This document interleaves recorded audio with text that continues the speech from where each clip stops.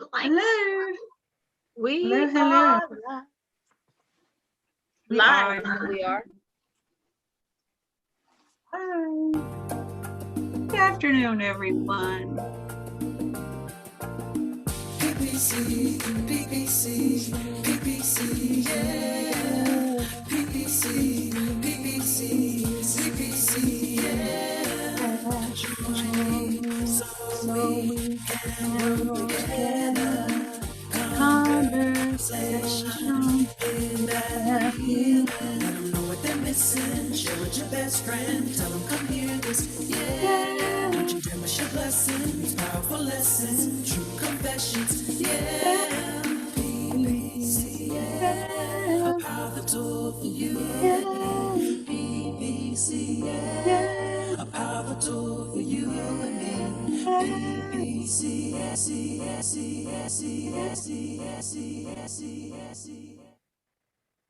It's the PPC Radio Show, hosted by Cinda Williams and co-hosted by Shelly Williams. Music by All Night Long.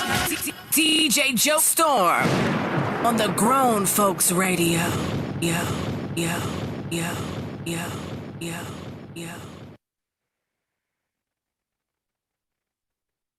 Are we going on?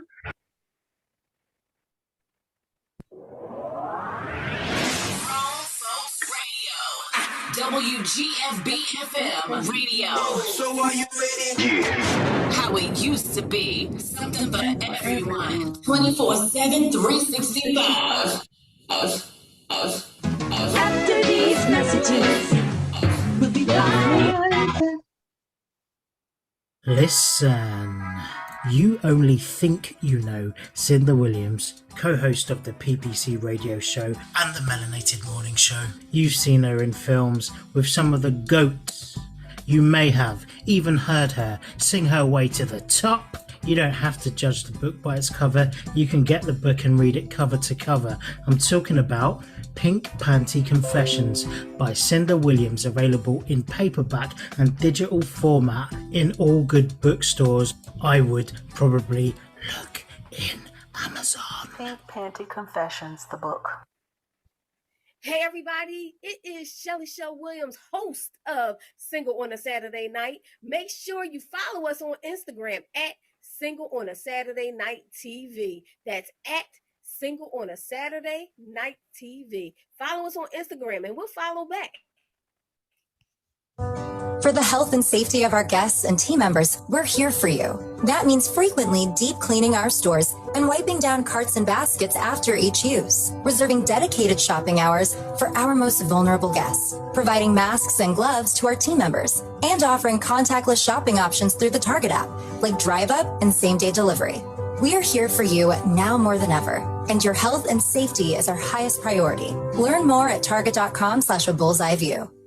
New Dunkin' Refreshers. Vibrant fruit flavors like strawberry, dragon fruit, and peach passion fruit. B vitamins and energy from green tea. All under 200 calories. Order ahead via the Dunkin' app for a contactless way to order, pay, and pick up in the drive-thru. America runs on Dunkin'. Price and participation may vary. Limited time offer. Amazon is hiring near you. Earn a competitive wage and start as soon as 7 days. No resume or experience required. Health and safety are a top priority with all of Amazon's roles and sites. Amazon is taking precautions in their buildings to keep people healthy. Go to amazon.com/apply. That's amazon.com/apply. Amazon is an equal opportunity employer. Hey everybody, it's Shelly Williams, Philly's Oprah, executive producer of Urban Expressions, Single on a Saturday Night, but I am a business, social media, and media coach. And if you're looking to show up on social media with a purpose, I have a course for you. Have you been struggling as an entrepreneur, trying to figure out how to get people to engage, how to get people to buy, how to get people just to see you on social media? I have just a course for you. Please go to ShellyShowWilliams.com to find out more.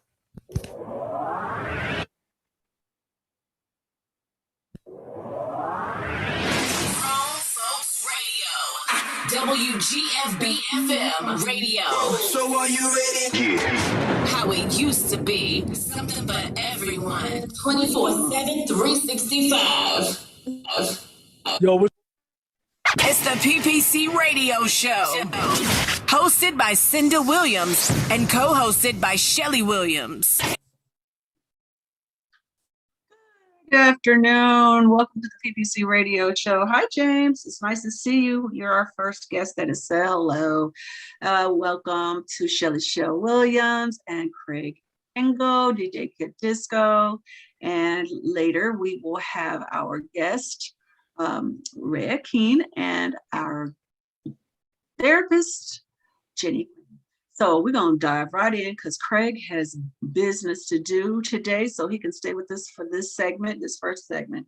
So we want to talk about understanding how the whole tax structure works, because a lot of people don't understand it. You know, we just know we don't want to pay taxes or as little taxes as we can, but we don't necessarily always really truly understand what they're for and how it all works. Sure. Yeah, this is a great conversation, and it's a big conversation happening in this country right now, as I think we all know that there's a big push to have the upper 0.1% paying their fair share. And it's really important to understand why this is a big conversation. So let's just talk about how people are taxed and not taxed. So there's two different types of taxes out there that most of us are going to be concerned with. And that is ordinary taxes. And then there's also long-term capital gain taxes, and they're taxed differently. So ordinary taxes, those are the tax rates that you pay on your federal tax return. That's the taxes that you're subject to when you have money taken out of your paycheck and it goes to the federal government. That's ordinary taxes. It's basically taxes on the employment money that you get coming in. Long-term capital gains taxes are completely different. Those are taxes that you pay on the long-term gains of your investments. So if you have an investment, you're invested in stocks for over a year, that's considered a long-term investment. Those long-term investments, you don't pay any taxes on until you actually sell them, and you'll pay taxes on the gains, or you can actually deduct the losses on your tax return. So there are cases where having a loser in your portfolio can benefit you, especially if it gets you into a lower tax bracket and allows you to pay less. Now, why is it that ordinary income tax rates are near 40%, whereas our capital gains taxes, most people are going to pay around maybe 10 to 15%. So they're far less. Why is it structured differently? The reason is that the government wants to encourage long-term investing in corporations and things like that for infrastructure growth with corporations, infrastructure growth when it has to do with municipalities and things like that. And having long-term investments in those types of things encourages those types of things. So to encourage that, they use a lower tax rate, and that benefits a lot of people. So the truth is that a lot of people who have money, they tend to have a lot of their savings invested in long-term investments, which will lower their tax obligation every single year. Now, the big conversation that we're having right now is these mega billionaires that are out there. I think we all know this week that we just had two mega billionaires engaging in a space race. Who can go to space first? And we had Richard Branson hit space first, and then we had Jeff Bezos hit. And while there is a lot of really good that comes from this type of thing, when you develop technology that enables rocket ships to go into space, and did anybody see the space landing? How that rocket just came in and landed perfectly? They're not doing ocean ditching landings anymore. They are literally landing the entire spaceship intact on the ground. It's amazing what's going on. However, when you think about the money that went into these two launches, billions and billions of dollars, probably, I'm not really sure about the tax subsidies that went along with them, but the world is facing a lot of dire situations with climate change, with a lot of people are going to be living in food deserts. A lot of people in urban areas live in food deserts where grocery stores just are not in urban areas because they refuse to do it. The kind of money that was spent on that, literally, with the right mindset, could be spent making the world and society at large a better place. So there's a conversation going on about that. So let's talk a little bit now. Do you have any questions before I go on, ladies? Anything? Okay. No, I'm glad you brought up the space race thing, because I wanted to probably talk more about that tomorrow morning, but your thoughts on that. And it's so true. I mean, I know there are all kind of things that can help us all in the long term. But they don't really put that much attention on, somebody that's feeding people. Yes, and I was saving that one for tomorrow. Or providing water, or because like you said, it's a desert out there too. So anyway, I'm glad you brought So it what's up. really interesting is that back in if we all recall the 60s, when John F. Kennedy said that we were going to go to the moon before the decade was up, and we did it. And a lot of public funding went into all of the technology that was required to launch the Apollo rockets and the lunar module and the space land, all of the moon lander, all those things. The technology that came from NASA resulted in a huge influx of consumer goods that we take for granted. If we remember back to the 1960s, how many of us remember those little plastic handheld radios? Remember those? They were little plastic radios. They played AM radio. You remember that, DJ? The little transistor joints. Little transistor radios. Well, I mean, not in the 60s. I wasn't born till 66, you old I'm old person. You're an older person than me. Lawyers did not play him like that. What in the world? But so NASA and the technology that went into building those rockets, they came up with transistors. Transistors were not part of the daily lexicon. It was everything prior to transistors was vacuum tubes, these big energy sucking, heat producing tubes, and creating transistors started the trend to using microtechnology. Now we have circuit boards. There's entire computers that would fit on your thumbnail now because of what's going on. But that was the onset of it. And it created a lot of consumer opportunities. A lot of commercial opportunities came from the technology. So what Bezos has done and what Richard Branson has done and what Elon Musk is doing, it's wonderful, wonderful, wonderful stuff. And hopefully it starts trickling down to people like us to where we can be using that technology. But let's talk about the money instead. So when it comes to taxing, the conversation of taxing the rich, I'm going to try to make this really, really simple for everybody to understand so we all really get why this is an important conversation. I'm going to use the Walton family as an example. Does anybody know, do we all know who? Okay, so that's the heirs. It's not the people who established Walmart. These are the children of Sam Walton who collectively are worth, there's 7 children. They're collectively worth $231.7 billion. A piece? Collectively. So between the 7 of them, they're worth $231.7 billion. Now, they didn't work to earn that money. They inherited it. And I'm not saying they don't deserve it. That's not what I'm saying. However, each one of those heirs is worth between $35 and $55 billion each, which means that money that they've got that's long-term invested in taxed capital gains, if they're earning an effective return of 10% every single year, let's use the person who's worth $55 billion. They will earn $5.5 billion in interest without ever lifting their finger every single year. Now, again, That money is going to be taxed at capital gains rates. Let's call it 25%. But if that money was taxed at 40%, or let's call it 50%, 50% of 5.5 billion is $2.75 billion. That person still gets to keep $2.75 billion.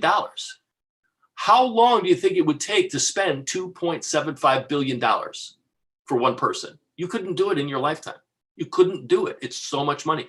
It's so much money that you can't even imagine what it is. And that's just for 1 year. So now do that across the spectrum of all of the mega rich that are out there. And over the years, our tax codes, especially over the past 4 years, the last round of tax cuts that happened in 2017, disproportionately benefited the ultra rich. We have a serious problem in this country. Our infrastructure is crumbling. Our energy grid is old and antiquated. We need to retool the way we gather energy and create energy. We need to figure out better ways to take care of our population. And all of those things could easily be addressed by simply addressing our tax code. I am not saying, and nobody is saying, that people don't deserve to make money and don't deserve to earn money. And by putting their money in long-term investments, they're doing the right thing. However, at a certain point, I think Forrest Gump's mom said it the best. You really only need so much money and the rest is for showing off. And, I'm not preaching socialism. I'm preaching social responsibility.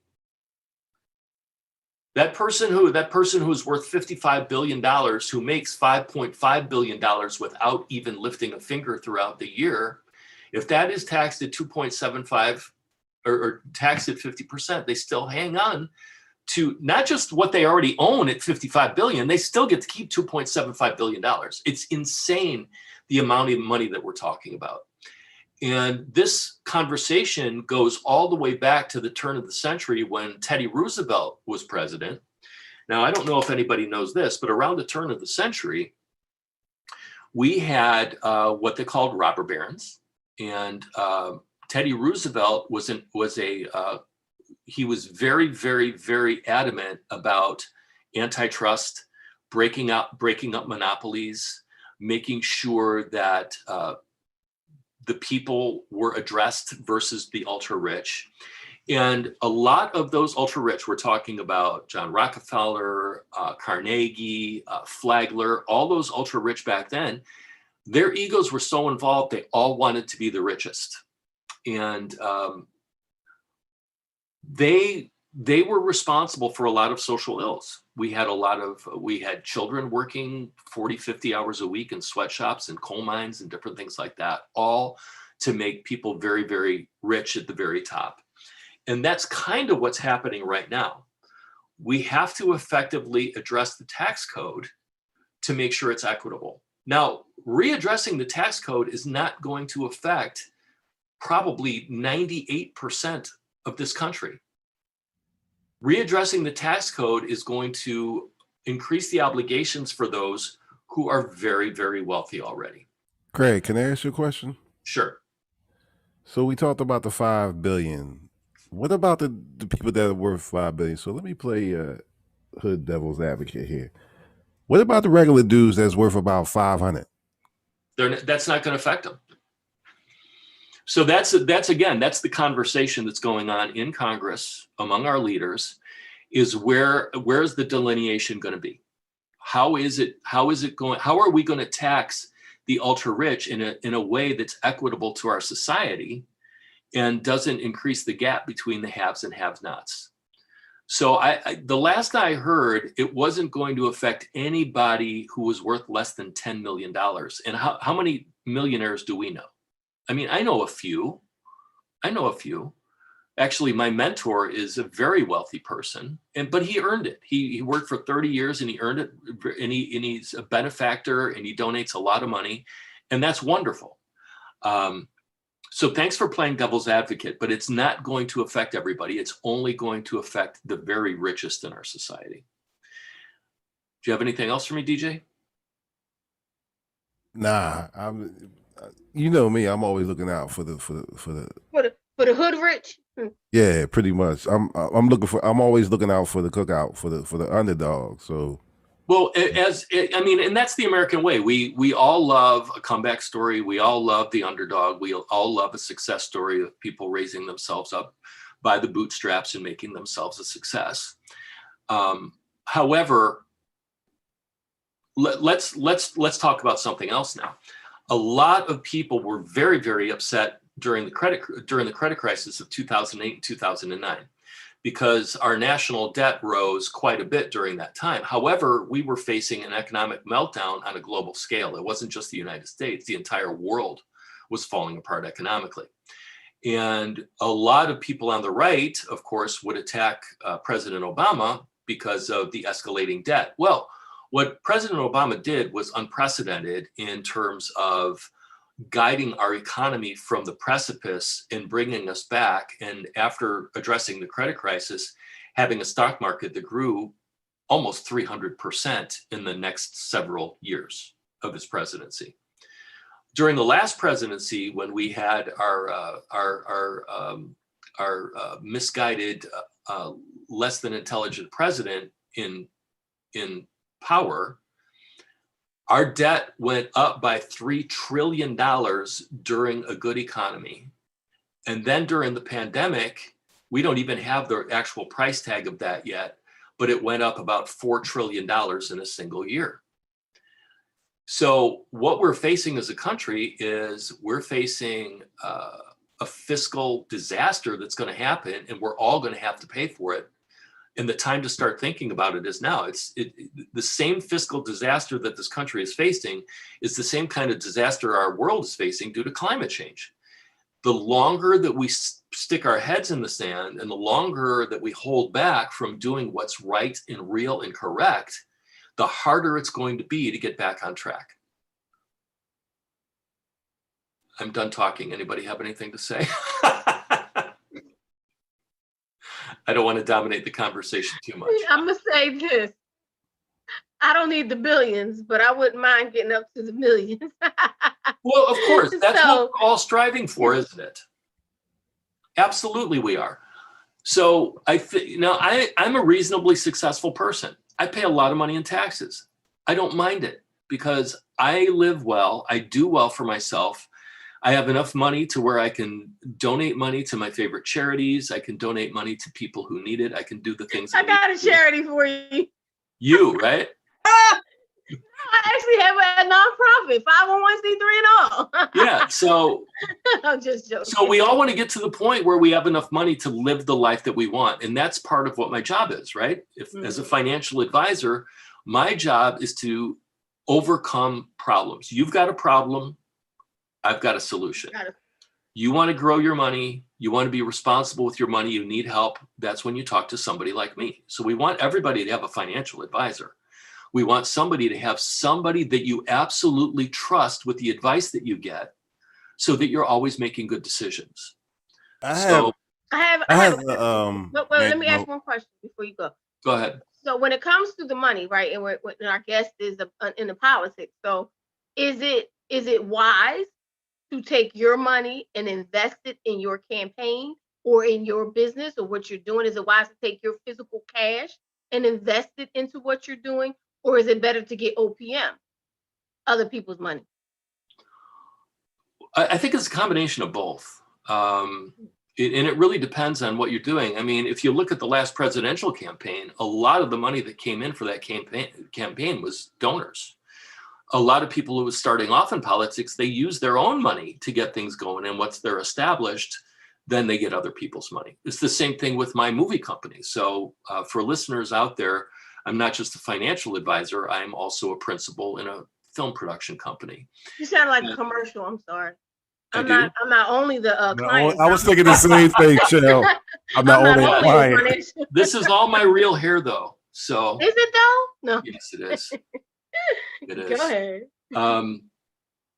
So with our movie, we decided that we were going to invest our own money to make the first movie and do it successfully. And then when we do the next ones, then it'll be a lot easier to gain investors because they'll see the success that we already had. and we put our own skin in the game and things like that. Ultimately, it's a question of what you're trying to do and how you're trying to do it and what your own situation is and your personal philosophy on what you should be doing. I know a lot of people who say you should use other people's money all the time when it comes to making movies. To me, if I did crowdfunding, to me, that would be like the ultimate invitation of every investor to be like Forrest Gump. Run, Forrest! You know, so we didn't want to do that, but we will do it on the next one. DJ, what do you have for me? Oh, never mind. Well, yeah. Speaking, I want to go back to the I, the R, and the S, them Manny, Mo, and Jack. Mm-hmm. Why are people just now starting to get their stimulus from last year? You know what? I haven't gotten my income tax return from Illinois from last year. I've already gotten a couple stimulus checks. They're supposed to be, the last I heard, the stimulus checks were supposed to be going out in the middle to the end of July. So they're on track for what they initially said they were going to do. No, if it's to August and we don't have it yet, then I would say they're behind. I don't know the answer to that. Wait a minute. Back up. There was another stimulus check that went out? My wife and I received 2 stimulus checks. I'm thinking this is the 600 that we were supposed to get last year that I never got. I don't know what to say about that. I know that the last round of stimulus, it was either $1,200 or $1,400 per qualifying person. The 1,400, right? I got that. You got that. But 600 just showed up in my account from the IRS. Don't be mad. Celebrate. I ain't mad. I'm just hot bottles. No. Yeah, I don't know the answer to that one, DJ. I'd have to talk to you more in depth about that. I'm sorry. No, I'm just trying to figure out why are they so late with these payments to people. I don't know the answer. I wish I did. Neither. That's weird about the Illinois. I've talked to multiple people that have not gotten their tax returns yet. Yeah. Shoot, I was due money from a year before last. Never got it. Isn't that interesting? Yeah, I'm going to have to look into that this week. Mm-hmm. And it's not just Illinois, because Pennsylvania, my wife still hasn't gotten hers yet from 2000. You know, I think we probably ought to cut some of these government entities a little bit of slack, because those offices that handle this kind of stuff have been closed for a long time, and it's probably going to take them a while to dig out from the backlog. So, but it doesn't hurt to ask what's going on. I just don't know the answer.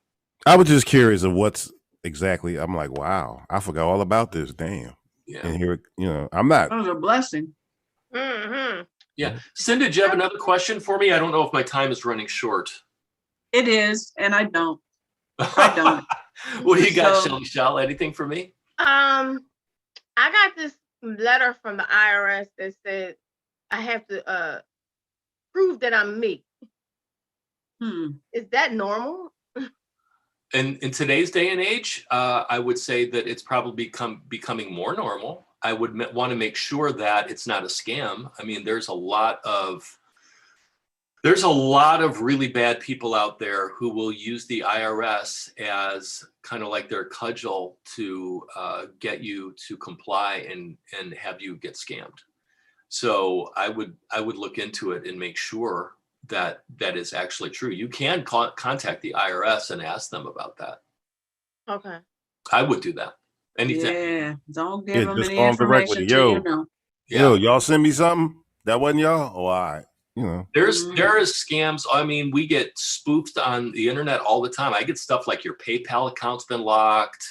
We need your password for your credit card because otherwise we're going to lock you out. I've gotten calls saying I owed money to the IRS and I needed to send money right away. Otherwise, how about the one that I get where they say that my vehicle registration has run out? Really? I'm blind, you idiot. Do your research for you scam.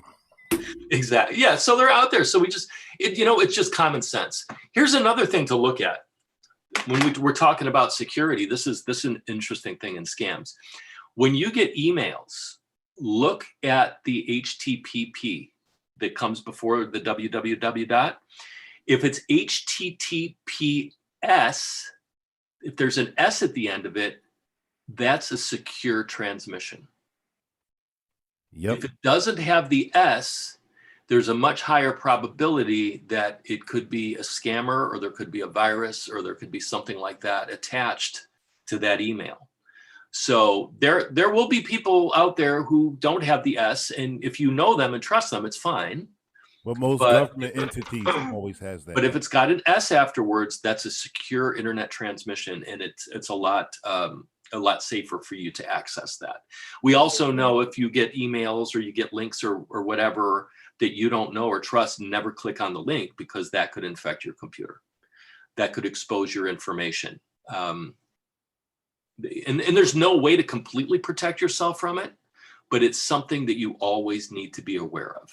You know, we're sharing a lot of our information online now. A lot of our personal information is out there. We want to make sure that we're protecting ourselves. And on that note, thank you, Craig Engel, for joining us today for the first half hour. We're sad you're not going to be with us for the rest, but we understand work comes and you got to go Work for comes it. first. Yeah. So God bless you on that. yeah, thank you. Let me know when you guys want me back for the after dark talks or the morning talks. I'm more than happy. Yeah, that's the second Monday of the month. Okay. So Well, in a few weeks. I have a And hard as time far keeping as up the morning- with it. I know, all, so I'll let me text you. know.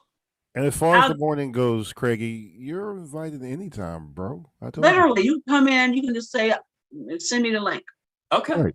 Mm-hmm. Craigie.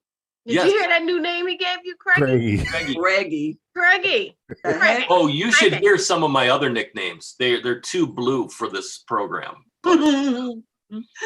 Well, thank you.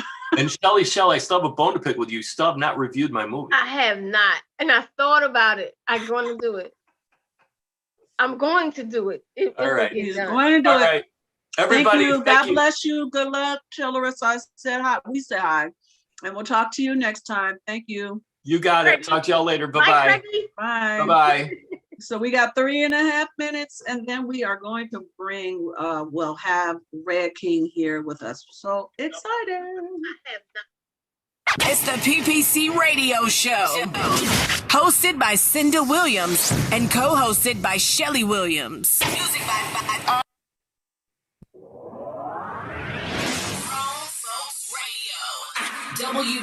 WGFB-FM Radio. So are you ready? How it used to be. Something for everyone. 24/7, 365. After these messages, we'll be right back. Listen. You only think you know Cinda Williams, co-host of the PPC Radio Show and the Melanated Morning Show. You've seen Hey, Facebook, we are still here. Yeah, great information. I think I might have got scammed. Sure. Sorry to put my information in. Yeah. Hope you enjoyed that. Let's see what the Facebook people said. Just imagine if we all invested in Amazon when it first. Yeah, just imagine if we all invested in Amazon when it first started. How about that? If we only. You know how many companies is if we only did this, if we only did that when it first started, we'd be paid right now. Zoom. If we'd have invested in Zoom or something like that, we'd have been paid. Shoot, if I'd invested in anything. Yeah, right. Yeah. Yeah, facts. Facts indeed. Facts indeed. If I had invested in anything, if I had known Craig or my cousin Diane, who's coming on next week, boy, oh boy. But I guess I was supposed to be right where I am right now. You know what? God has a plan. You know, I didn't invest in stocks or anything. I didn't know anything about that. But the great thing is when I had money, I had CDs, and then when things didn't go well, I invested in buying a house and CDs. I had a bunch of CDs. So when that whole relationship thing didn't work, and I lost my job all at the same time, I had some CDs to that was still there. So I had enough financial knowledge to protect that, but I didn't know about investing. I'm going to show you guys something. This is what I'm going to do. What you Pretty gonna soon. do? I don't know if you can see it. I see a dress. Pretty as heck. Yes. I don't know if you recognize this dress. It is the red dress from Mo Better Blues. It looks pink in the visual. Yeah, with this light. Yeah. I'm getting rid of it.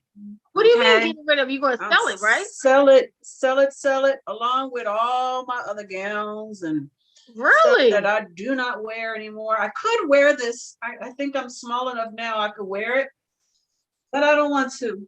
I'm ready to move on from Well, the past. wait, are you gonna put it in the, can't you put it in a museum? Can't you get it curated and put it in museums and things like that? Will they pay me?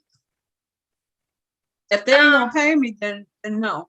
Someone told me about being paid. Oh my gosh, that was Ralph McDaniel said something about museums pay and things. Yo, what's good? This is Tracy Lee. And you already know I get If I can get some money from it, I'll do it. it. Grown Folks Radio. I can't do it unless I can. Hi, everybody. This is Cinda Williams, and I am the co-host of the Melanated Morning Show and the host of the PPC Radio Show. And you are listening to Grown Folks Radio. It's the PPC Radio Show. Hosted by Cinda Williams and co-hosted by Shelly Williams. PPC, yeah. PPC, yeah. Join me so we can grow together. Conversation with that healing. Let them know what they're missing. Share with your best friend. Tell them come hear this, yeah. Don't you dare miss your blessings. Powerful lessons, true confessions, yeah. PPC, yeah. A powerful tool, yeah. PPC, yeah. A powerful tool, you and me. PPC, Yo, real quick, y'all. Shelly, I don't know if it's doing it up there where you at, but it's coming down. It was while we were sitting here talking. It said the thunder was. I was It like, came all the way down here because I had the mic off. did you I had try the to mic talk off. to me? The mic was off. It was boom. I was like, okay, I'll just be normal. I'll be normal, but that just happened. Wow. No, it's just cool here. It's been the coolest summer I can remember here. Hottest everywhere else. It's crazy. Even in Britain, where our guest is from, who before the show we talked to her and she was like, she got to go cool off. It is super, sit by a window. She and Baz has been sharing with me how hot it is. But our guest today is Rhea King. She is a young lady that actually Baz Facey introduced me to. He had her on as a guest on his podcast, and she is so lovely, brilliant, smart young lady, and very active in her community. So I cannot wait to bring her on. So let's do it now, Shelly. Let's bring out Rhea King. Woohoo! Hi.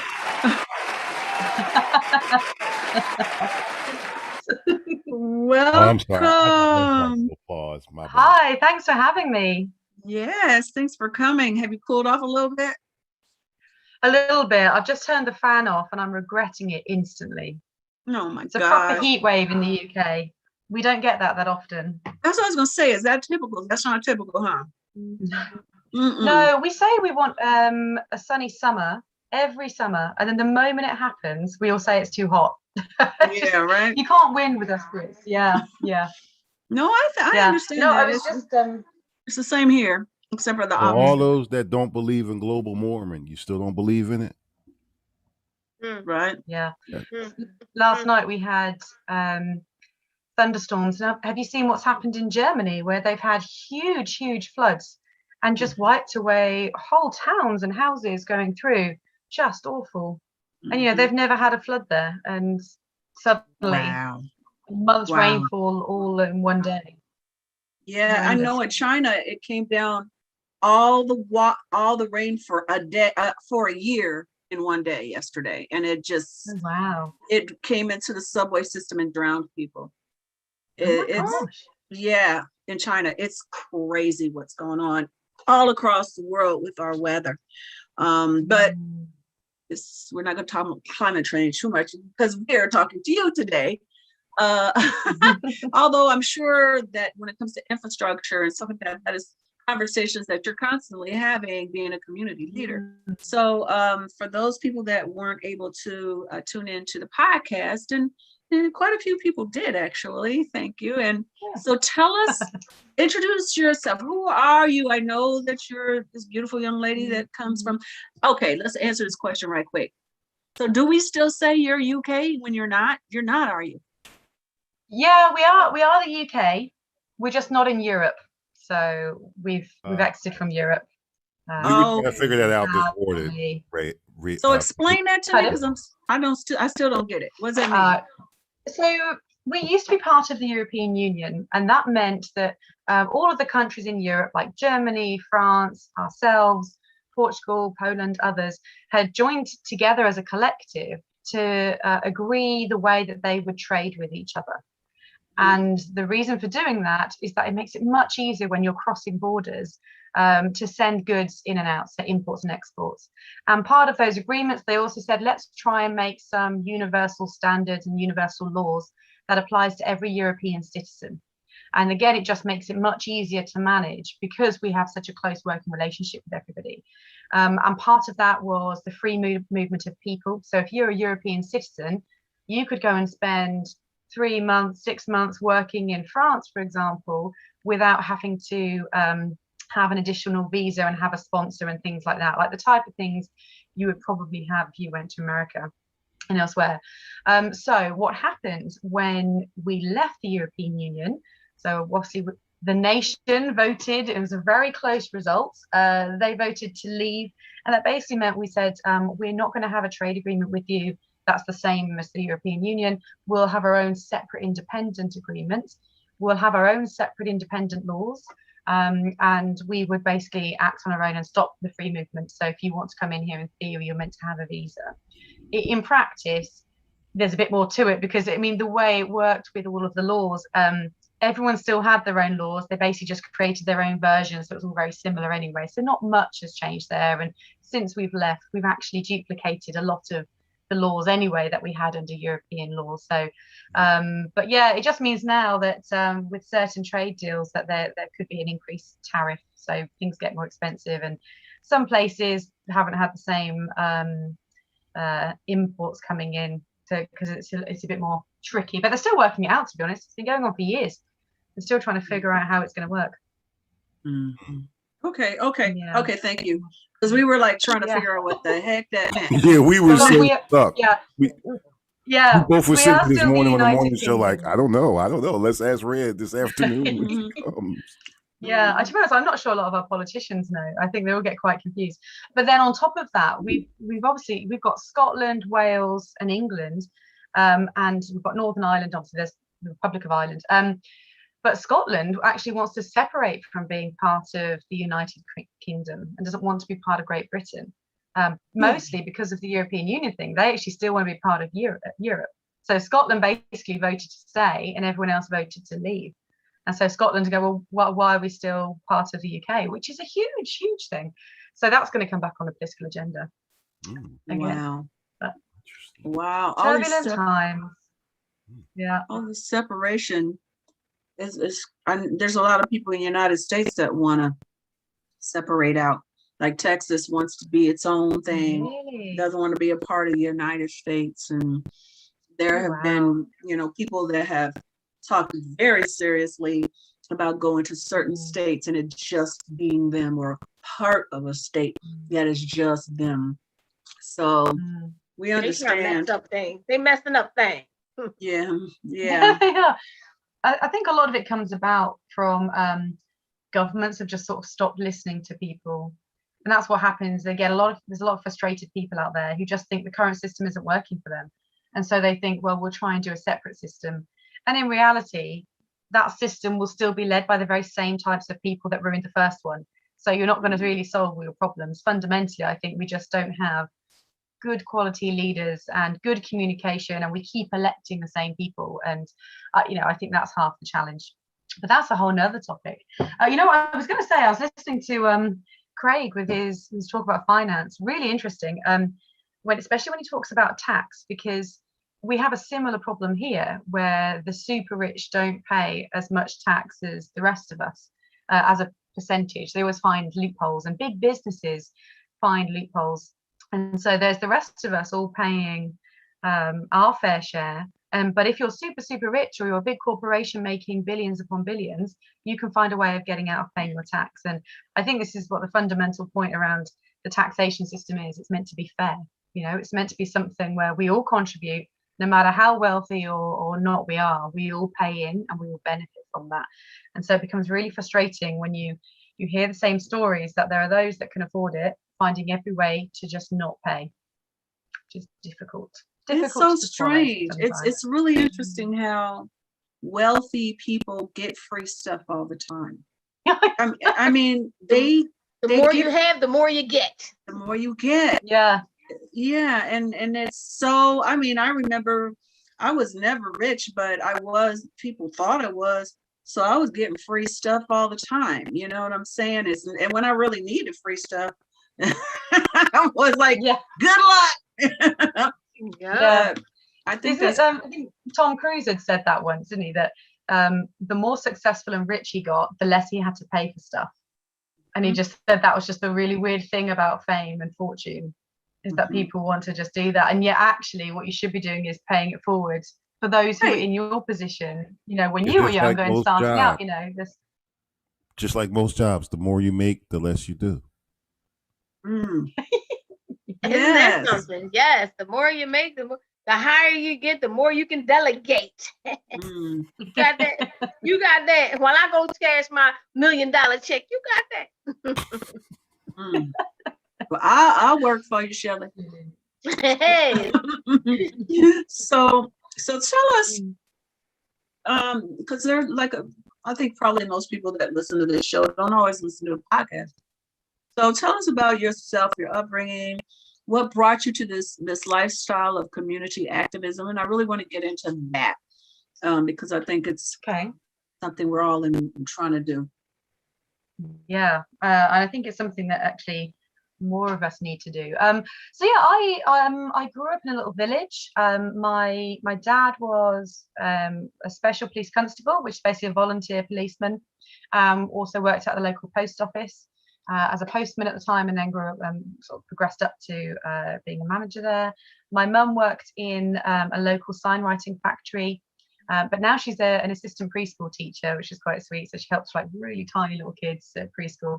And then I went to school in normal sort of village school, mostly focused on music.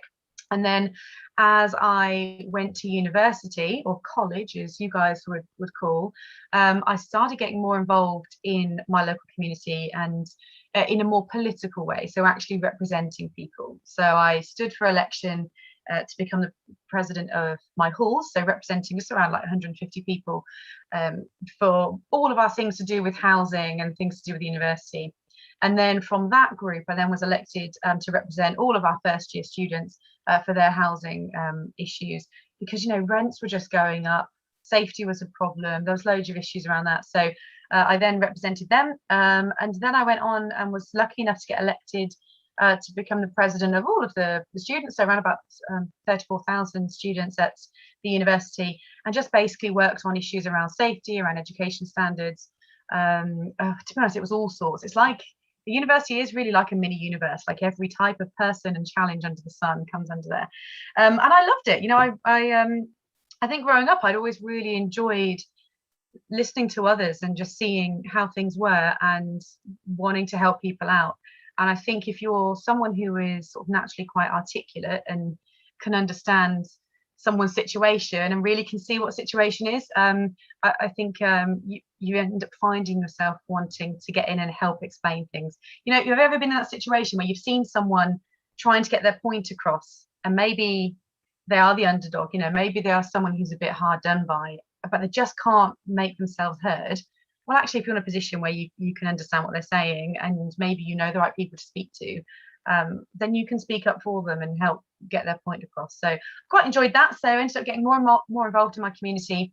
I ended up moving home during my final year at university.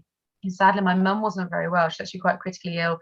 Thankfully, she pulled through, so she's all happy and fine. But I'd moved home to look after her. And at that time, I got a job, finished my university degree part-time. And I met someone who was a real champion for women, who really encouraged me to sort of find my political voice even more so than I had done at university. And he was just a real champion for women, you know, really thought we needed more females being represented in politics.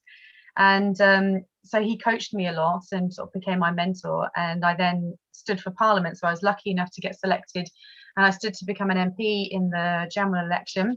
Sadly, didn't win that time round. But it was a really good experience, and definitely something I'll do again.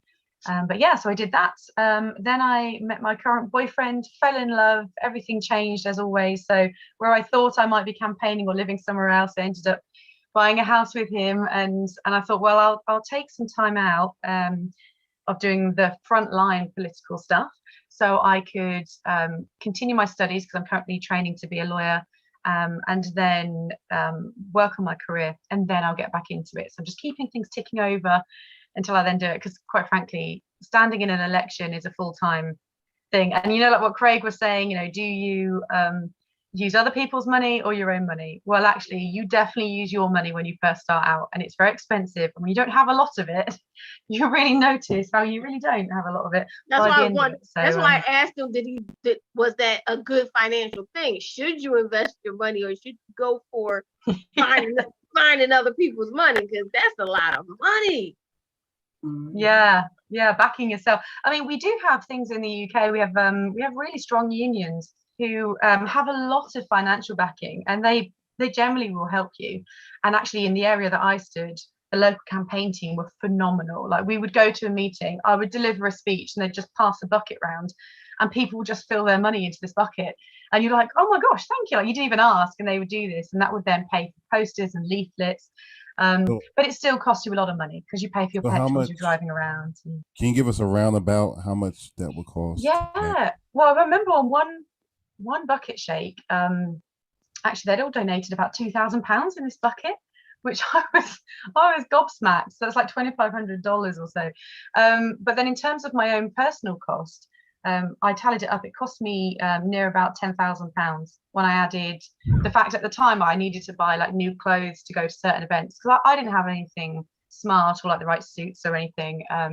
And train tickets when I went to meetings in London, the petrol for driving around, the cost of printing, a lot of that came out of the campaign, but a lot of it was my time, my phone bills, things like that. Plus working full time, you know, you end up working till like 1 or 2 in the morning every night. You're just tired all the time. It takes a lot out of you, so you have to be prepared. And so next time I will be more prepared. So when you do it next time, this is a personal question that you can ignore, but do you want to have a family eventually? And if you do, will you wait for a while? How will you manage that, being a woman? You know, because we have extra things that we have to think about. It shouldn't be that way. I think both men and women should be that considerate of their offspring. So what do you think about that? Have you thought about it? Talk to your man about it? Yeah, you know, it's a really good question, because you're right. I think women do have to consider this more than men, actually. So even if you do have a partnership that is incredibly equal, there is always one person who is carrying the baby for 9 months, and that alone is exhausting, and your body can do all sorts of things, and you could be sick the entire time.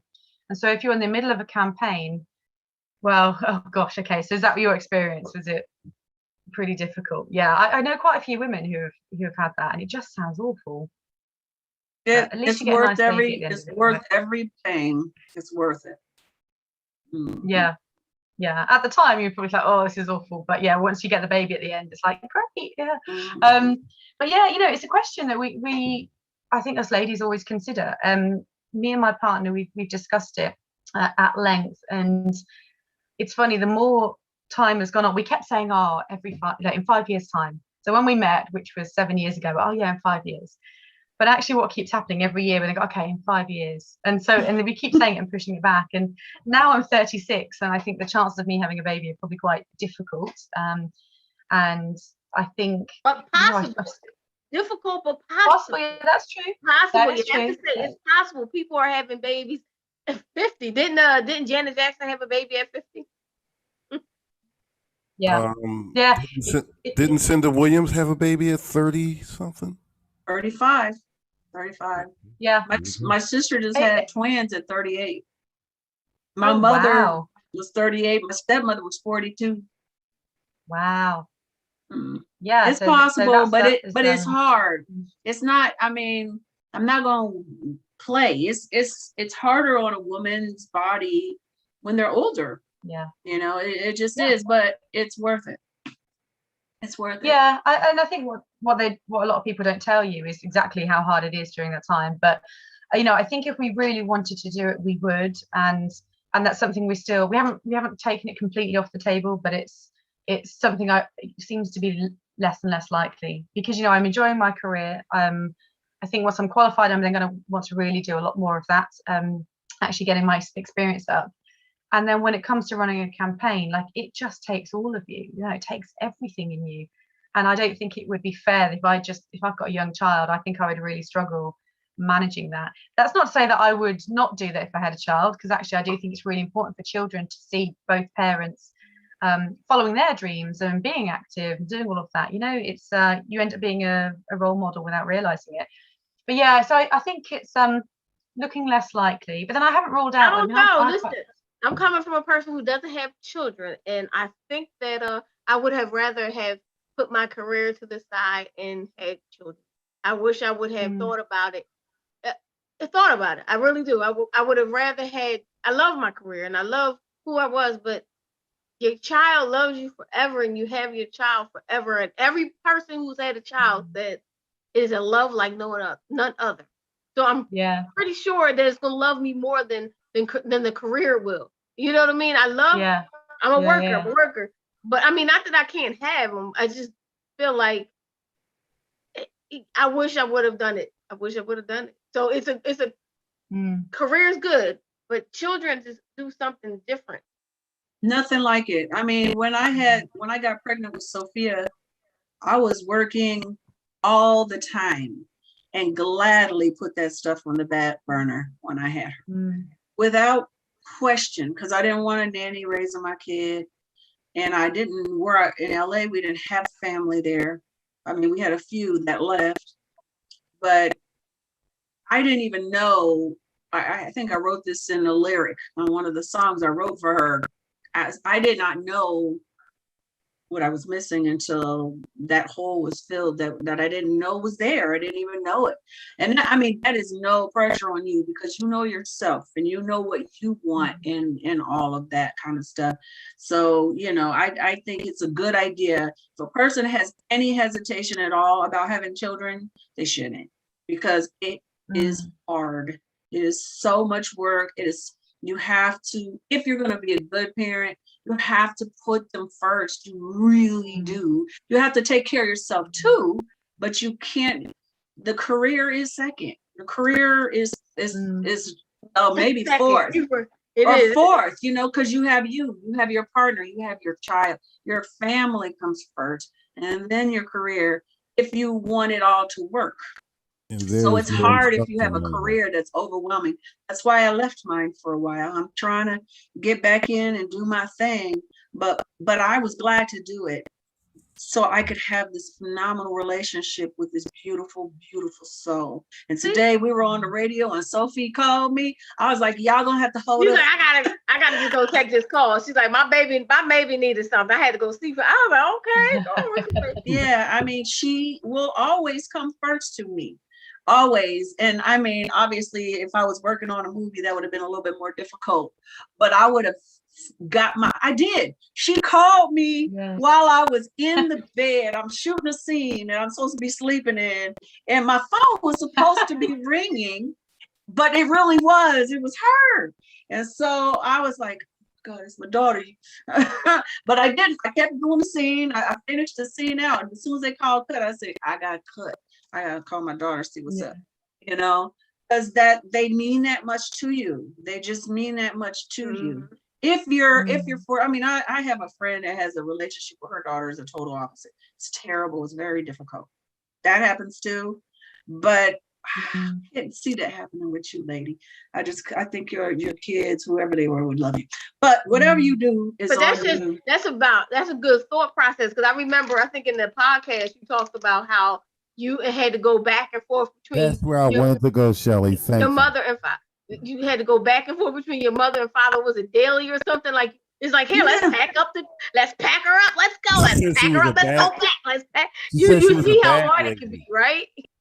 I still wanted to ask you, how did that arrangement even come about between your parents? I don't even know, because it was interesting. My dad actually won custody of me and my sister, which was very unusual for back in the 80s for a dad to win custody. And there wasn't anything particularly nasty in the divorce from either side, you know. I think it just came out who could afford the better lawyer, really. But yeah, but they agreed, even though, so my dad always said to me that he wanted to get custody, so he knew that we could never be taken away from him.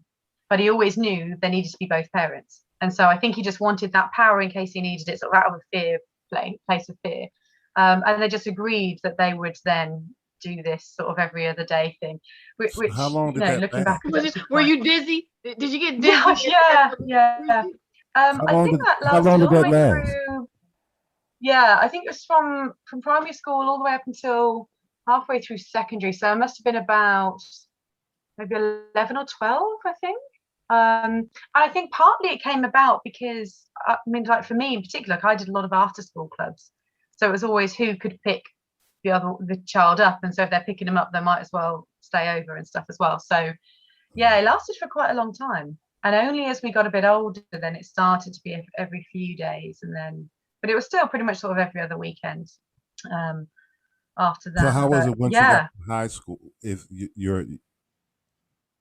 y'all do have high school, right? But it was in the same neighborhood though, so you would go to the same high school. So we had just a 2-tier system. So we had a primary school, which was like the lowest school that you'd go to until about 11. And then when you're 11 and above, you go to the secondary school, and then you finish there at 16. So that was it was halfway through then, I think, we stopped doing the every other day. I can't really remember how it was, but it was interesting. I mean, it came from a place of wanting to share everything equally, you know. So you had a bedroom at both houses? Yeah. Wow. You know, we're looking at it like you're dizzy, but you know how much of a blessing that is to have two bedrooms when some people don't even have a room. Some people don't have their own, right? Yeah. You know, you got two bedrooms. And you mentioned 2 Christmases, 2 Thanksgivings, 2 birthdays. Everything was doubled up because both parents took care of you. That's a beautiful thing. That's a good fight. That's a good fight to fight right there. That's it. Where we're going today. We're going to go to mom. I'm going to go to that. What a great fight. What a some people that helped you in your life, helped you juggle. Yeah.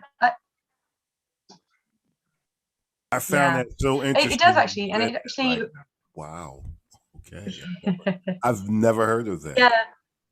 Well, I didn't realize that wasn't usual until I got older, and then you're like, oh, people spend a week here and a week there, or actually live at one house and then just go and see the other half at weekends. But anyway, but you know, I think we always felt quite lucky, and that was always the way we said that actually, you know, you get to have like 2 Christmases and 2 birthdays. But what I found was actually really, really good eventually, and I've loved this more actually since growing up, is that we now have family Christmases together with everybody. And it really started when my mum was critically ill. She couldn't move out of bed, and we didn't know if she'd even make it to Christmas or many more afterwards. And so we ended up having Christmas dinner over at my house, and Dad came over, living with a partner, and there's my brother who's my half brother on my mum's side, and we all just had Christmas together because it was the best way that we could all be together whilst mum was unwell, and it just worked. And it's just almost like that revelation of going, well, why haven't we been doing this all this time? And since then, we've then just been having Christmases together. And now, and the family's bigger, and we've got my cousin Lois and her husband, my auntie and uncle. We've got my sister, and she's met a guy, and she's got a beautiful daughter called Lee. And we come together, and we do it every other year. So one year is the big family Christmas, and then the next year everyone goes off and spends it with their partner's family, and then the next year we all come back. And it's just almost like everything I've ever wanted, where just everybody's in the room together.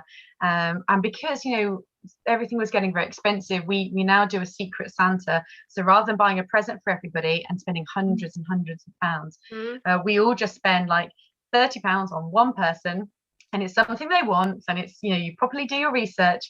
And the gifts aren't the thing of the day. Actually, the whole day is about the family being together. And, I feel so blessed and lucky that throughout all that divorce, actually both parents made an effort to get along, and even though times were difficult, money was really tight, actually we've all grown up, and we've all turned out to be well-adjusted individuals. We've got this really close family. My sister and Lois, my cousin Lois, like my best friends. We talk every day, and the family does stuff together. We go for picnics together, we have day trips together, and I remember it's just unheard of. And I was at we were hosting a barbecue, and my other friends were there whose parents had divorced, and they were so confused because my mum and dad were in the garden together and then sat next to each other and were talking, and they had never seen that because from their upbringing, parents who divorced never spoke to each other. And so every time that I'm saying I spend every other day at a different family, different parents, that was my normal. That's why I thought everyone did it, but I always thought parents got on. And then you see someone else, and they see what you've got, and they're going, oh, I didn't realize my thing was weird. I didn't think that parents ever got on. You just sort of learn and you grow, and you start to realize exactly what's good and how blessed you are, really. Well, on that note, we're going to take our 3.5-minute break because we're going to bring Denny Graham, who I am sure has a lot to say about everything we've been talking about. And we still have to get into this whole thing of your experience as a woman in community activism and politics in where you are. So we'll get into that now. So 3.5 minutes, please come back. And I give you such a It's the PPC Radio Show, hosted by Cinda Williams and co-hosted by Shelly Williams. Shelly, can you give me the ability to share? Thank you. I shall. Sure.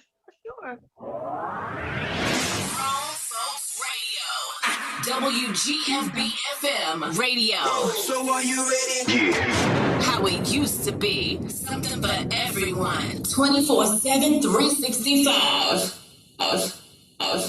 After these messages, we'll be right back.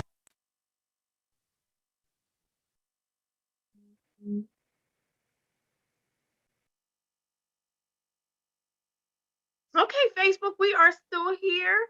Let me see if there's any comments and things like that. But yes, Rhea, you had it's such a blessing to be able to do that. And when you really research people's lives, some people just never ever get to see both parents. So they're fighting so much. It's like, no, I want you to myself. But the love, that's so much love right there.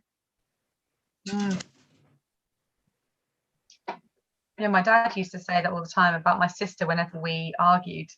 It's like, no, you must always love each other because the two of you have got each other. Make sure you look after each other. And at the time, I never really got it. I was like, but she's stolen my top. She's stolen my clothes. Now, right? You get it now. You get it. Yeah, totally now. We have it now. But you know what it's like when you're a teenager. Yes. That's we fight all the time. Look, this is mine. This do my way. Ah. Yeah, my family is pretty, for the most part, all remained friends. And I'm telling you, everybody got a divorce. But we all stay together. I'm talking about aunts and uncles and my parents and whatever. the only reason why my mother didn't come around very much is because of her handicap. It was very difficult for her to travel. So, sometimes she would be there and sometimes she wouldn't. But like my brother has his ex with his children with her, and his partner, his significant other, and they are always together. They are always together. Every event, every fun. As a matter of fact, they just had his oldest son got engaged, and so they went to St. Thomas. The whole family, the girl had no idea. The whole family was there hiding. Both of his mamas, but his dad, all his sisters, everybody in his entire family was there in the jungle shooting it while he's asking her to get married. And then afterwards, they all come together and they celebrate. And then the ladies, my brother's ex and current, stay there and hang out. They're like best friends. It's so crazy. And he's not with Sue, because that can happen too. So it can happen. WGFB-FM radio. So are you ready? Yeah. How it used to be. Something for everyone. 24/7, 365. Yo, what's good? This is Tracy Lee, and you already know I gets down with the get down, man. Grown Folks Radio all day. Hi, everybody. This is Cinda Williams, and I am the co-host of the Melanated Morning Show and the host of the PPC Radio Show. And you are listening to Grown Folks Radio. Let me clear my throat. I am the legendary DJ Cool, and if I were you, I would keep my joint locked to GrownFolksRadio.com. They keeping you up on the latest everything out here. Don't forget the name. GrownFolksRadio.com. All right, welcome back to the PPC Radio So Show. I wanted. Can I? Oh, I'm sorry. Show. Cinda. Yes, dear. I just wanted to share the thing, but I can't find it. Never mind. Shoot. Okay, before you do the music, why don't you do it? Is that cool? Yeah, because I gotta find it anyway. Okay, cool. All right. Well, welcome back. We have been fortunate enough to have Rhea with us, Rhea King from the UK, and she has been sharing her story. And I think we've been all over the place. This reminded me more of a Melanated Morning Show today, because we just kind of like did. It got real political. We've been talking about quite a few things, which is always a lot of fun to have that kind of openness. So we go where the spirit takes us, as I believe it is. And the spirit has taken us now to Jenny Graham, who is here to sum up what she's heard so far, so we can then continue this conversation with an extra pair of eyes and brain that's super smart. So go for it, Jenny. All right. Hey, everyone. How's it going? Facebook and the radio. Rhea, thanks for joining us. So, honestly, I will share a few gems, but I'm like, I want to know what your activist work was like, because I'm always curious about what activism looks like the similarities and differences in like other countries. So I'm actually really curious to hear more about that. So I will not be long because, like I said, I'm curious to hear more about your work.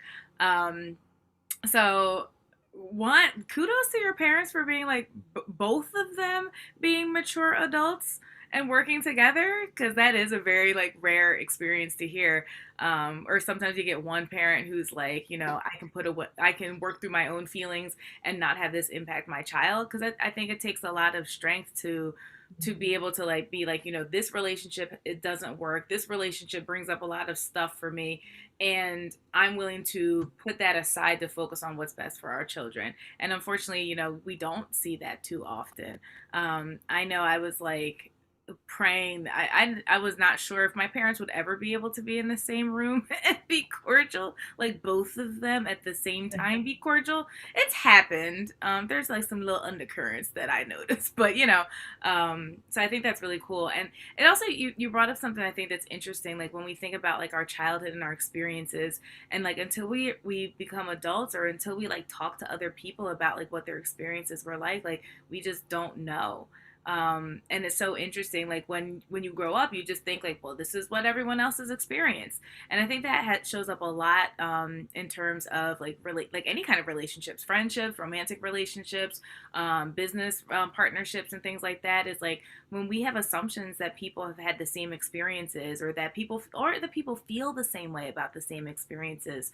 We can create a lot of miscommunication, and we can create up a lot of assumptions about people without realizing it. And like communication dynamics really can break down, and we can like not we won't be able to benefit from what might be possible because we're not having conversations about those differences. I always think about, my grandmother talks about certain experiences that she had as a child, and she's like a Black woman growing up in like the 40s, something like that, 30s and stuff. And she didn't realize how much her experiences were not like other people. She's like, well, didn't everybody's parents like work and like buy you nice clothes, or like get you like these certain types of I forget the name of the shoes that she was talking about. But yeah, sometimes we take things for granted about like what privileges that we've had in our lives. And I think on the flip of that, sometimes we assume that people haven't had certain privileges in their lives because we might hear like, oh, you grew up in this certain area, or you had these certain experiences. And, everyone's an individual person in terms of how they respond to stuff. So I think there's like always an interesting conversation, because I feel like I also related to like the whole like having a more than one bedroom, but my other bedroom is at my grandmom's house because I'm an only child, and I'm also an only grandchild. So I had a bedroom at my grandmom's house, and like I never thought about that being weird until I got older, and I was like, yo, I had my own, like a full like my bedroom and my bathroom at my grandmom's. Like I never thought about that as being like a unique experience, or how different that was, that like most people don't have that. But where was I going with that? Oh, so also like being an only child, I feel like people are like, oh, that's great. You were spoiled, and like you got everything you wanted. And it's like, being an only child is a catch-22. Like, yeah, as my mom would say, who ironically is also an only child, we would say like, we're accustomed to a certain standard of living. So versus saying that you're spoiled, but you're the center of attention, but that's for good and for bad. So like when my parents went through a divorce, like I still was the center of the attention, and that was not good attention. There was a lot of painful stuff to deal with, a lot of burden, and like I didn't have anybody to talk to about what was going on. Like when you have siblings, like at least someone else is there. At least when things get really rough, like you have someone else to be there to comfort you, or to talk about their perspectives and things. Like I didn't have any of that. It was just me, and finally the dog. But so just those different things that like we can easily make assumptions. So I just think it's so important to have conversations. And the last thing I'll say is I think it's interesting too that and like I said, I really want to hear more about like your activism, because when you are a woman doing this work, like the conversation turned into like motherhood, which I think there were a lot of valid points that were brought up though, because like as women, like we do have to consider these things, like if we want to have children, and like how that would impact our careers and stuff. But it's just so interesting that for me, like just watching and just thinking like, I want to hear about your activism work. Like, I don't know, like, I think there was a good conversation around like making a choice to like, do you put your career first? Do you want to be a mom? Do you put that first? How do you navigate? How do you balance all those things? Because like for me, I don't have children. And part of me not having children has been like, I hadn't found anybody I want to have children with. Personally, I feel like I've had somebody now, but like, I'm also older now, so it's interesting to be like in a position of like, do I really want to have children? Because I think for a while I told myself I didn't want to have children, but it was mostly because I didn't feel like I was dating anybody who I'd want to have children with, and I wanted to have a family. I didn't just want to be a single parent. Like I didn't want to be somebody's baby mom. And so like, I didn't have children. And I was like, okay with that. I was okay with that until I met somebody who like that possibility was there, and like he wants to be a father and be a husband, and now I'm like, oh my gosh, like I do want children, and what if I have to, like, do I need to freeze my eggs? Like I wasn't even thinking about these things. I stopped thinking about it, so it's opened up all these new doors. But I do just kind of want to say I think it's interesting that like that becomes a conversation and a focal point. And on that note, I would love to hear about like the activism that you're doing and like how you got into it. Yeah, I want to hear more about what you have to say about stuff. This sounds great. Just, and you know, it's interesting you say about childhoods and actually everyone's had something different. Don't you find it funny that you don't realize the impact of that childhood until you get into your 30s, maybe late 20s, and suddenly you realize that maybe the reason you're a people pleaser is because of something that happened when you were younger and it was a way of keeping the peace in the family. Or maybe the reason why you have commitment issues or why you're reluctant to get close to someone might be because you see, like, there's all these things that happen. You don't realize your personality is shaped by the events that you couldn't deal with when you were little because you didn't know emotionally how to deal with them. Totally. And I find that fascinating. Like, there are things that I'm discovering about myself now, and I'm like, I'm pretty sure that was because of things in my childhood. Definitely. Agreed. I'm 36. Yeah, a long time, right? It's really because it's like those are survival skills. Like as a child, you're paying attention to the adults, you're navigating the space, you're trying to figure out like what will help the people to have as much peace or like to feel as safe as possible. You want yourself to feel safe. And so, yeah, we do develop these ways of engaging with people. And honestly, unless we really take the time to reflect on those things, we're just going through life, just living through our survival skills. And like, so like there's like a big difference between survival skills and coping skills. Like once we have an understanding of like, well, where did this behavior pattern? Because I'm doing some really deep inner child stuff right now, actually, and so I'm seeing these really new nuanced layers to like the ways that I show up or like my expectations around people, the ways that I feel, the way fear shows up, the ways that I want to be in control of things, and like I was aware of some of this stuff, but I'm going a lot deeper right now, and it's fascinating to see like I didn't realize that's where that came from, or that's why I've always believed a certain thing, or this is why I show up like that, and and those survival skills, like they do what they're supposed to. They help us survive. But we do need to get to a point, if we really want to grow and thrive, we have to get to a point where we start to examine them and then unlearn what's no longer serving us and like learn new ways of engaging and new ways of like new belief systems even at times too. So agreed. So DJ Kid Disco, if you have something to say, you have to unmute yourself. Unmute yourself, sir. We cannot hear you. I wanted to give a whole nother perspective, though. Something that I'm just sitting here thinking about. Everybody's, and that's great. Everyone, when your parents divorce, who gets this. I'm the product of the single mother. There was no man ever. My father never was around. He left when I was 2 and never came back. So there was nowhere to go. I was the true latchkey kid. And I'm sitting here listening to y'all say how it shapes what, think, and that shaped it as well.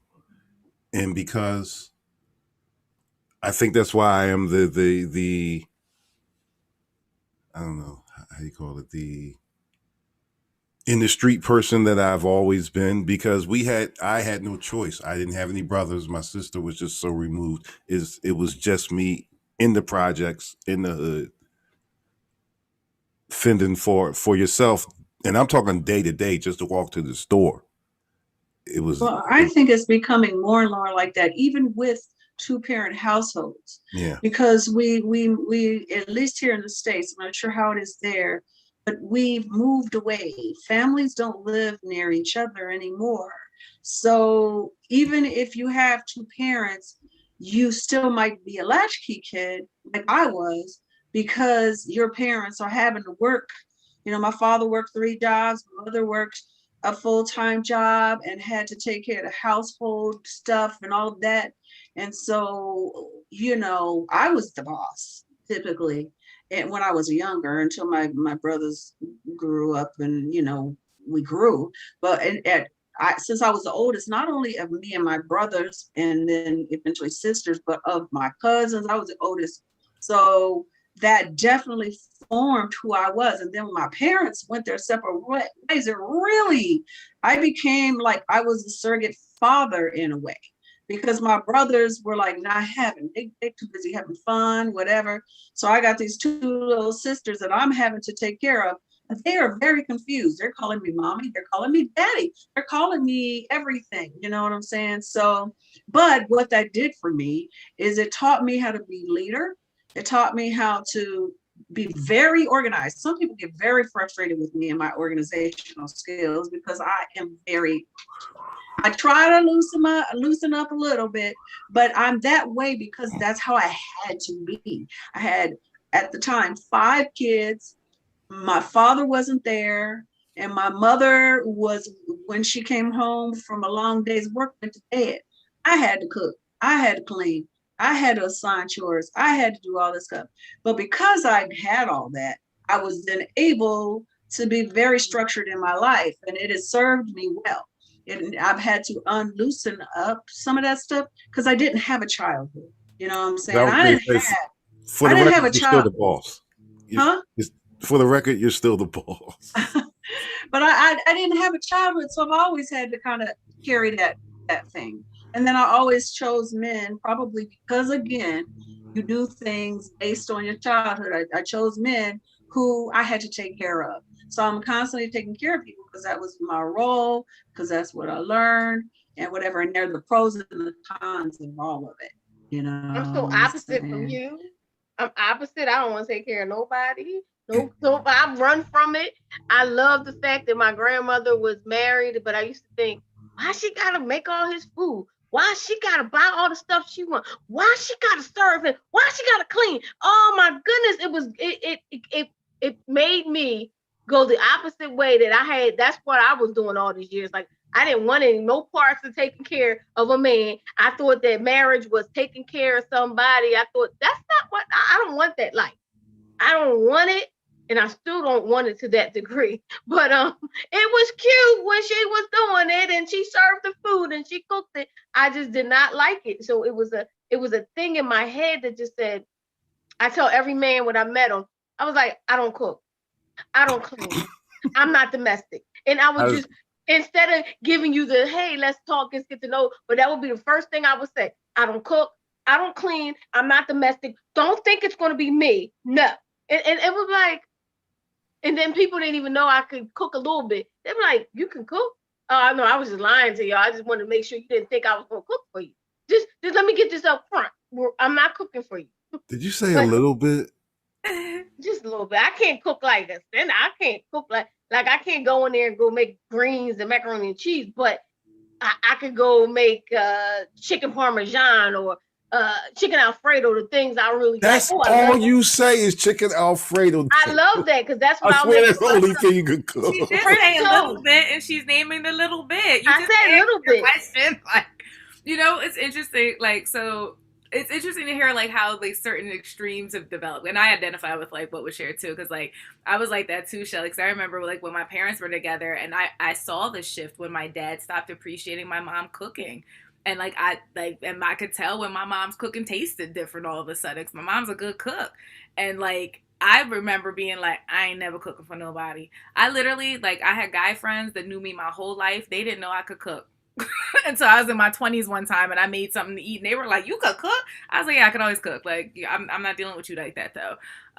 But it's been an interesting shift for me to recognize, and then like to see with my mom now, she's like remarried and has a great marriage. He's like he's like a really great guy, and he really appreciates my mom's cooking. And so like they work together. They've taken on these like more like stereotypical gender roles, but they're both happy and appreciate that. Whoa! What you gotta do to get a meal?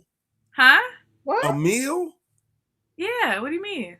I'm going back when you say I don't deal with you like that. Like what? To get a meal? Oh, my homies I grew up with? Yeah, no. But now, now I'm selective though. I'm very like, if I cook for a man, it's because I really care about you, and that is an expression of love. And like, I'm showing up that way, and I want to serve you because I'm choosing that. But for a while, it was hard for me to do that or even want to do that. So I totally identify with that. And then what Cinda shared about the like organization. So it's interesting. Certain ways that we cope with stuff are I'm a very task oriented coping person, and so same thing for me, like organizing things, structuring things, strategizing and stuff like that that to a degree helped me to like release anxiety. It helped me to feel like in control of things, because there were so many things that were so out of control that made me feel like I was in control of stuff. And I had to really practice intentionally, like cleaning up and like leaving some things like out of place. Like I had to do that intentionally for a while to get comfortable with like allowing things to be out of place a little bit sometimes, and it's not the end of the world. But then I got to a point too where like organizing stuff so much, it actually, I realized it's building anxiety. It's actually because I'm then not, you said, I'm not loosening up. I'm not having fun in the ways that I really actually want to have fun. So it's like a catch-22, because like me being that organized has been extremely helpful for me. It has definitely helped me to get a lot done and to be somebody that people can rely on. And at the same time, I see the way that it also hinders me. And then I'm gonna finally circle back to Kid Disco. Like what you shared, I think is something important that sometimes people forget. Like the absence of a person, that's a relationship still. You're having a relationship with their absence, and we don't think about it from that perspective, because it's like, well, they weren't there, so it doesn't matter. And it's like, but it does matter, because there was a void there. And so then it's like, what does that look like in other areas of life? Am I seeking out people, like Cindy, you mentioned, and I've been there before too. Am I seeking out people who are unavailable? Because that's what feels most natural and familiar to me. Am I constantly trying to fill that space with somebody? Am I denying that, like, I was hurt by that person not being there? Because I'm honestly even dealing with that with my own dad right now, he's been there at times, but he has not been there a lot of times. And now I'm really getting real honest with myself about the impact of, like, those times of not being there were really painful. And I never gave myself space to feel that stuff or to validate that, because it felt like a weakness, and it felt scary, So I think that absence is definitely is still a valid relationship that has an impact on us. I agree 100%. 100%. It is hurt. It hurts, but we're going to get over it. We're going to get forward. And that's it. So let's talk about activism. Let's talk about, I don't know how to segue, but we want to go back to exactly. And also you're being a woman doing it, because that's what the podcast was about. That was She Leads is what it was about, women leading. And so we have about 9 minutes of this. So let's dig in there, girl. Tell us about it. So it's a bit of a challenge being a woman, actually, when you're in the public eye or putting your head above the parapet. I think a lot of people seem to have a problem when they meet a woman with an opinion. I don't know why. I think there's lots of history there, but it is fascinating how you can be in the same position as a man and you can say the same thing and say it first, and either it gets dismissed or belittled, and then the guy says it and everyone thinks he's a genius. And I find that really interesting.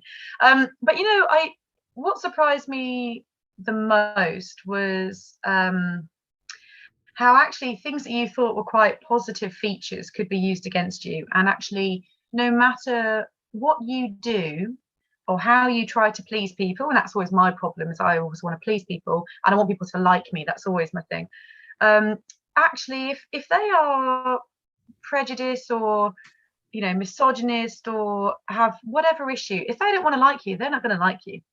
And so I had people who said that they wouldn't vote for me because I was too intelligent, and it's not good to have people who are too intelligent representing them because it makes other people feel bad. And that wasn't just one person. I had that a few times. Like, I can understand the odd person who says something stupid, but whatever. And then I had a group of men. I laugh now. At the time, it was really painful and really difficult to deal with.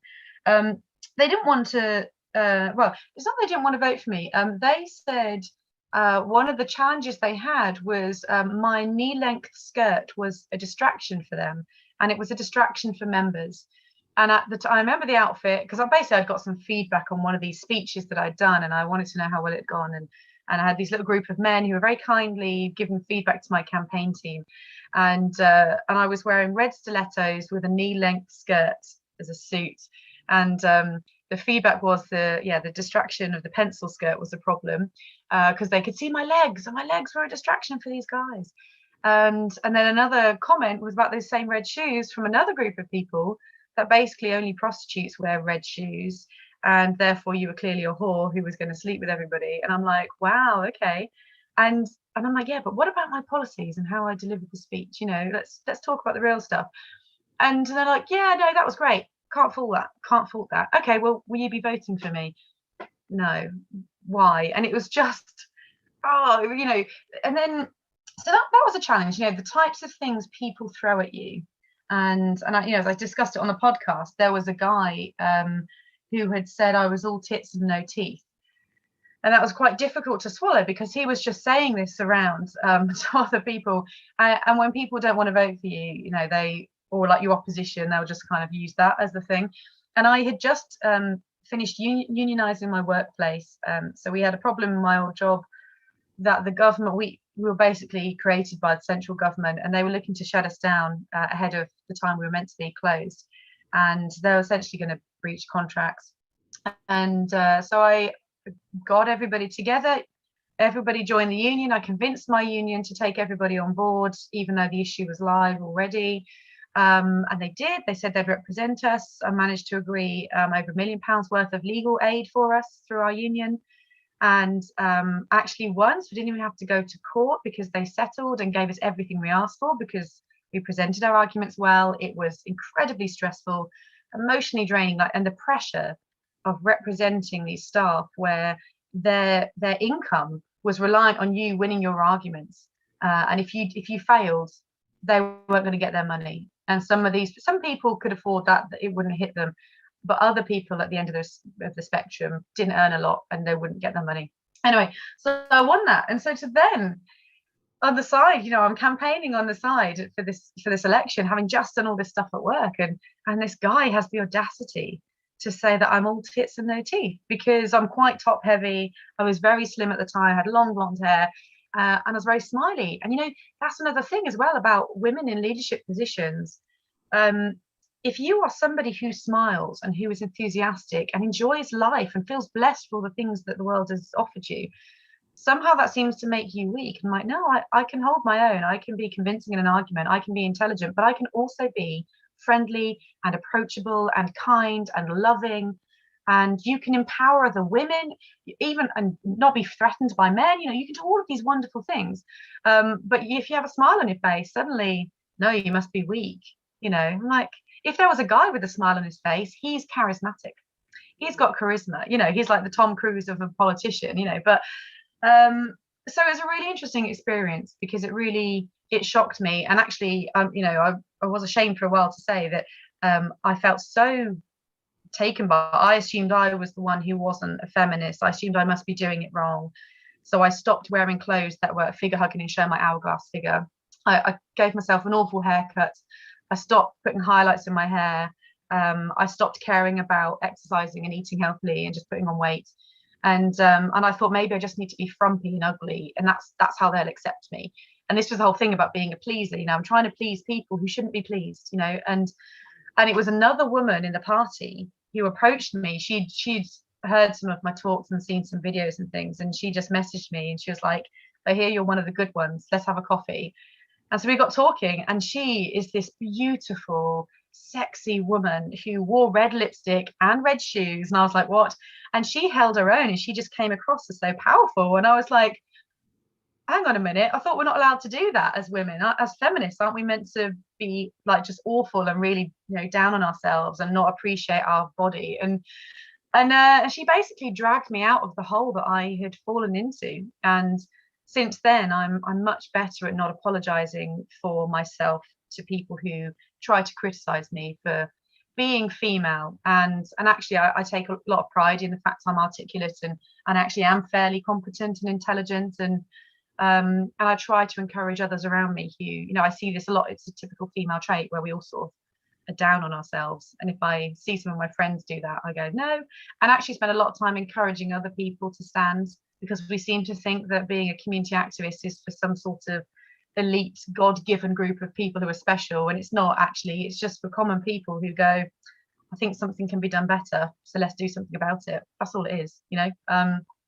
But yeah, so that's sort of some of my experience. It's funny that the what you were saying about how you were a pleaser of people, so you let yourself go in certain ways. You stopped expressing your femininity.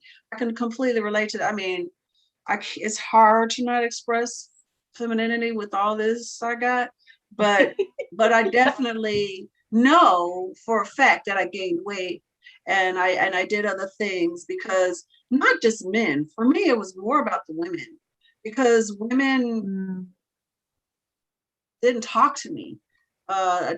This was a dream. What's happening here? The four of us and plus DJ Kid Disco sitting in and talking with a group of women without them snaring at me or being worried about me with their man, who I was never interested in, because I'm pretty much a loyal person. But you're right, and it's hard to say, you know what, I'm gonna be me no matter what, because you're always gonna have somebody that doesn't like you for you. It's just you can't help it. A lot of people, there's always going to be people who don't like you for you, and for whatever reason, maybe you look like their ex, or maybe you look like their mother-in-law, or maybe you know, there's a lot of reasons why. And so to stay strong in who you are, whatever that is, if that's you being a thick, fine woman, that's that if that's you, being an athlete, that's that. If that's you being over really big and healthy and loving yourself, that's that. It's just about loving yourself where you are, no matter what other people think and say, because they're going, man, when I'm in early 40s, when I was like super skinny, oh my gosh, my father, who'd been dogging me for years about being fat, and I was like, it's a fold. There's always going to be somebody that says something about what you're doing. So, and don't get me wrong.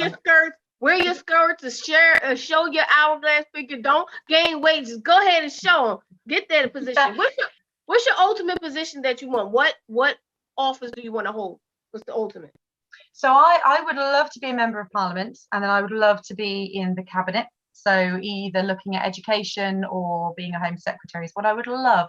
In reality, like being realistic, it takes years to get there and a lot of sacrifice, a lot of networking. So I'm not sure that will happen. But I think if I can't be an MP and be successful there, then on the side, actually, you know what, I can still influence the community and I can still influence policy, because there are lots of lobbying organizations, there are lots of companies, that even ones that I work with now, that you can still influence change, because ultimately the goal is to bring around change for the better.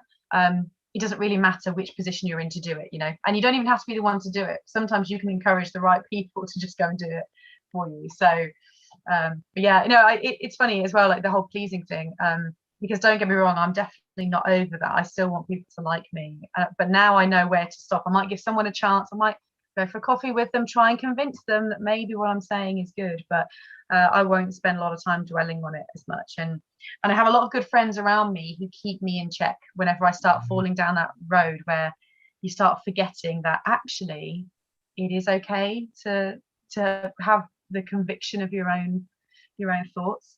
But yeah, the community activism thing is an interesting one.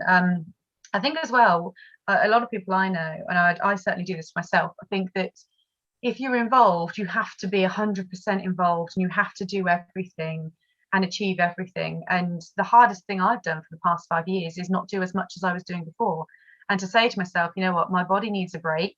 I'm exhausted and my career needs some attention because I need to earn some money. I need to complete my degrees, and I wanted to have some time being a daughter and being a friend and being a sister.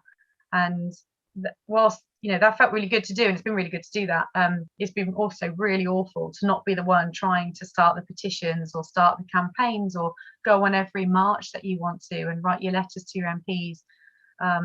I've got something funny downstairs. I've got some leaflets to deliver for my local MP, so I'll do some little things. But it's really difficult not spending time writing blogs on Facebook all the time, or doing a little video update about a latest issue.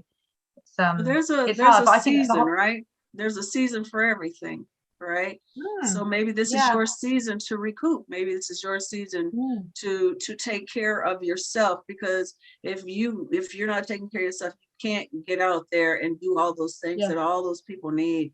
So Yeah. I hate to start wrapping it up, but we're almost at a quarter till, and we have a music mix coming from DJ Kid Disco, and we could have you on and talk about a million more things because we just didn't I have could time. talk for hours with you guys. Yeah, we could. So I think we're going to have you back on. We'll have you back on because I think you have a. What's that? Can I pop one more thing in there? Yes. So Ray, when I'm listening to you, it's so disheartening, infuriating, and disgusting how much those double standards exist, and that because a man is deciding to objectify and sexualize you, even though you're dressed as a professional woman, that somehow is your problem or your responsibility. That's like infuriating to me.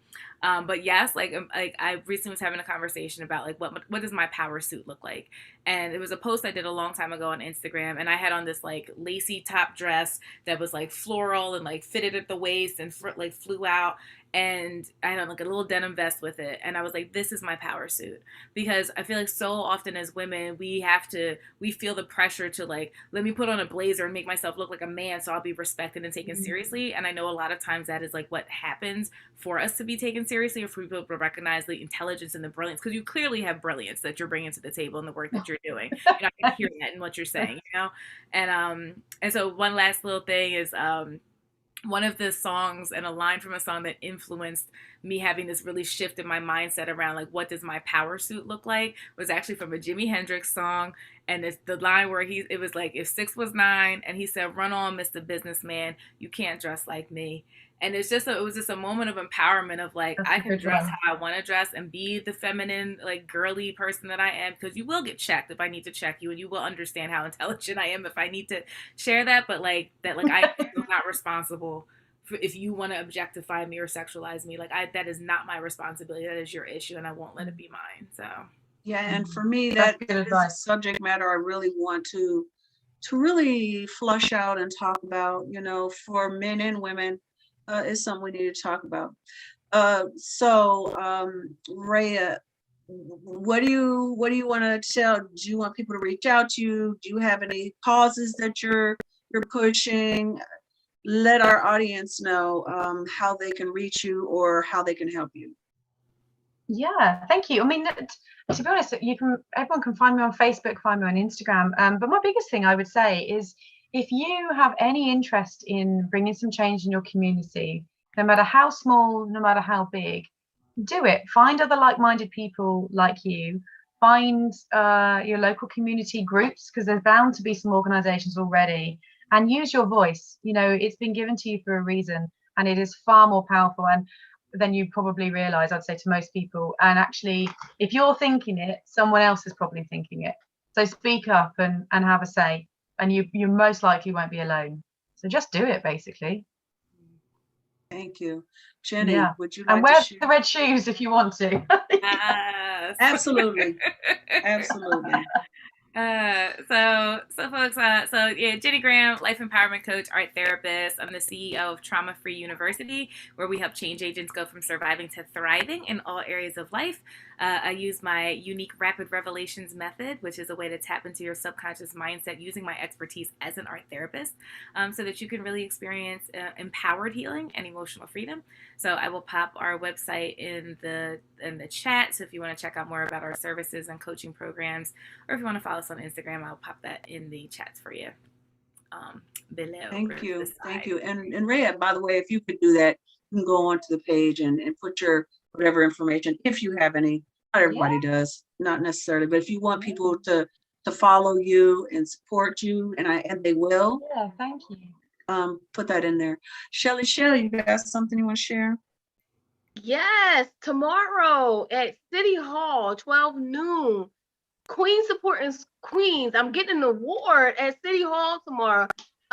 Mama Jones from, Jim Jones, Love and Hip Hop, is the speaker, and I get a Community Excellence Award. So tomorrow at City Hall, if you're around, City of Dreams Coalition, Simply Monica from Heat 100 Radio, they have said, hey, you come out, you get an award. So thank you to them who thought of not robbery, think of me.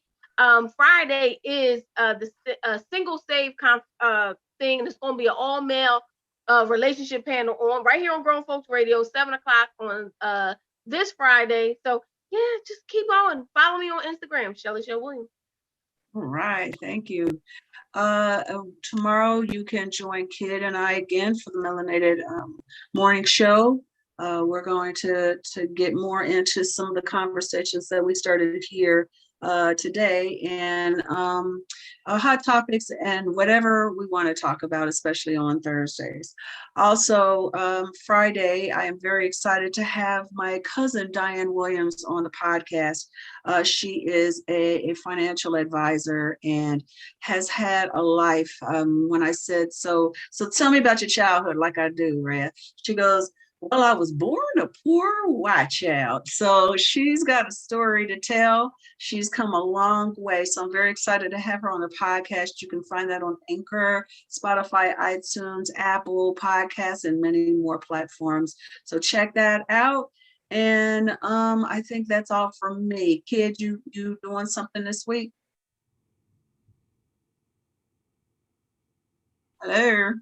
Where are you? Eddie Davis. Maybe he's getting the music together. DJ Kid Disco, what's up, man? I love that little animation. I know that's what he was, I think, looking for. I studied talking. I didn't realize I was muted. Okay. I just want to say all week long, the Grown Folks Radio will be playing tributes to my friend Biz Markie. May he rest in peace. Yes. Rest in peace, Biz Markie. All right. Well, thank you, Facebook. Thank you, Instagram, YouTube, wherever you're seeing us. Thank you so much for joining us. Please share and keep on pushing it up. We're bringing up our numbers so we can reach more people, because this is a very healthy way to communicate honestly. So thank you for joining us today. But now we're going to do some DJ Kid Disco's music mix that has to do with cheese.